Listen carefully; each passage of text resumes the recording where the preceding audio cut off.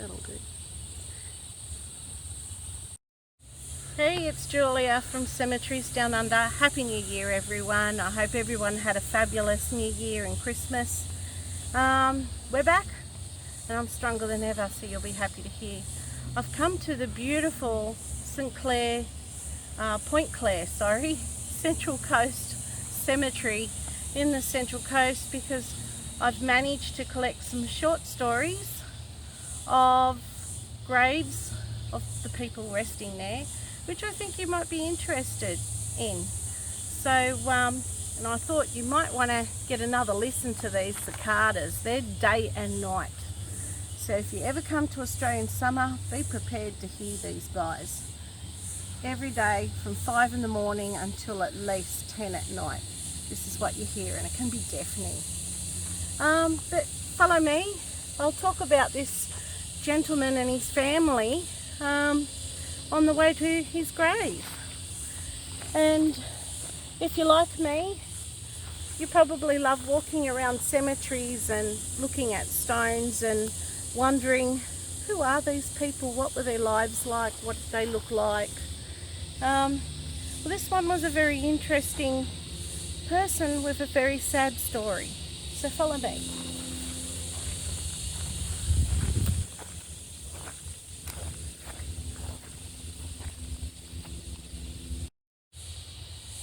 So Randel Dumbrell was the 5th generation Mason and was well known for some of the earlier graves in Australia, especially in New South Wales, and also some of the buildings like the banks, some of the churches. He was quite a well-known Mason. And his sad story, he had one son, Raymond, and he was training him up to be the 6th generation of the Mason families, and he was a well-known person. I'm trying to learn to talk more, so you're not seeing me do talkovers. So I'm trying something different this year, guys, bear with me. But anyway, the sadness came, and the family were well-to-do, and his only son was accidentally killed in a shooting accident. He was out hunting with his mate. He accidentally tripped over and shot himself in the leg and bled to death before any help could come to him. So the sad thing is, his only son Raymond died, and shortly after, his best mate, Maynard, died of a heart attack. So understandably, Randel was pretty depressed and pretty upset by everything that had happened in his life in such a short time. And this depression turned into drink. And this is where the irony and the sorrow comes, because he had designed so many graves and so many beautiful buildings and the artwork and everything. And his family lies here, which I'll show you, in a grave that's unfinished because he had unfortunately drank away the fortune.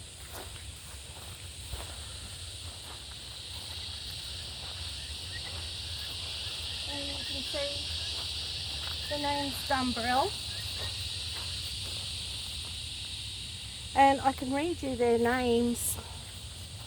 And in this grave you've got Randel, his son Raymond, that died unfortunately in 1936. Randel himself died in 1945, and Mabel, his wife, in 1954. Now, I got this information thank you to the Point Clare Cemetery Historical Society, which I'll give you a link to. They have many stories, so I'm just saying one of them. But this grave struck me because he was responsible so much beautiful work and buildings in Australia, and then unfortunately when it was his turn to rest, his grave was unfinished. And you can see it's his because of Dumbrell.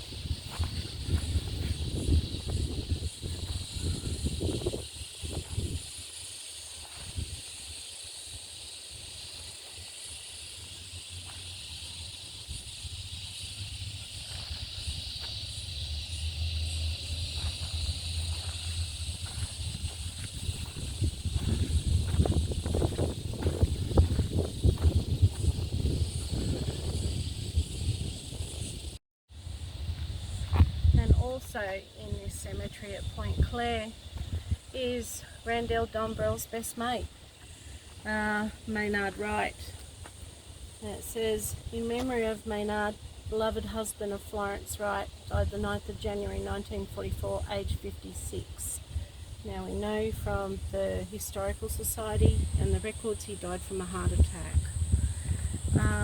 And in loving memory of Maynard Nilsson Wright, in 2004, born 1916, so he lived a longer innings. It's a beautiful big grave, and you wonder if his good mate Dumbrell helped him, you know, sculpt it. And I don't know what he did. I tried to look him up a bit, but we do know he would have been of notable character with that long pillar there.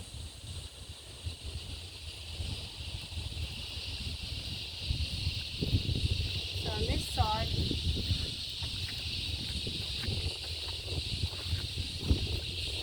that Florence Margaret Wright died the 9th of January 1980, 91. And then you've got Joan Margaret Burke, formerly Piers Nee Wright, 1928 to 2017, resting with her family. That's just beautiful. And they've got two gorgeous little angels. And you can see it's a vault actually, not just a family grave. Because if you have a look around here,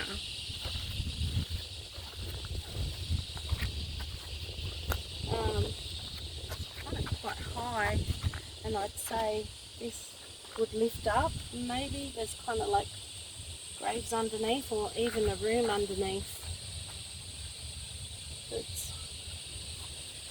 But obviously it's got loving family in the neighbourhood still tending to its. Rest in peace, all of you.